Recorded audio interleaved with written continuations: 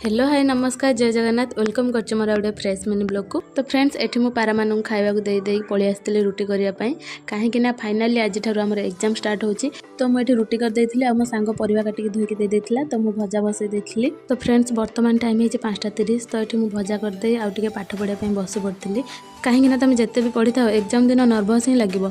तो मु पढ़ी सारी कॉलेज ड्रेस आ आई कार्ड सब सजाड़ी के रखी दे गाधोया पळैथिली गाधोई आसी ठाकुर को पूजा कर दे एठी मु रेडी होई बाहरी पड़थिली। तो फ्रेंड्स वर्तमान टाइम है 8:30 तो मुझे हसुची कि मन बहुत नर्वस अच्छी। तो तापर आम आसिक ये खाइबा खाई देथिलु। तो से भितर मामू भी आसिक पहुँच जाते आमको नवापाई। तो मामू सागर आम पलैलु एग्जाम सेंटर जीवा बाटर मामू आमको कही जाता कि भलसे लिखिकी आसब सब क्वेश्चन अटेंड कर।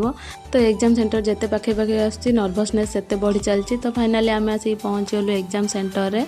तो मामू एठी हमको ऑल द बेस्ट कही पळैथिले। तो सब पिला भी आसा थे तो आम मैंने एग्जाम हॉल को पळैथिलु देखा हबो एग्जाम पर। 3 hours later तो फ्रेंड्स फाइनाली एग्जाम सरी गला। तो मु आसिक रूम रे पहुँच जाइछि। तो ठाकुर कृपारू जहाँ जमी एग्जाम टी भल होइछि हेले मु एमिति लिखिछि मुंडरे काली लागि आइछि एठी हातर भी काली लागि आइछि। तो से जहाँ भी हो एग्जाम टी भलर भलर सरी गला। तो आमको एबे प्रबल भोक तो आम चालू खाइबा पई रहउछि देखा हबो नेक्स्ट मिनी ब्लॉग रे। आ हां वीडियो टी जदी भल लागिथिबो ताले लाइक शेयर सब्सक्राइब करियो जमे भूलिबेनी। Bye bye.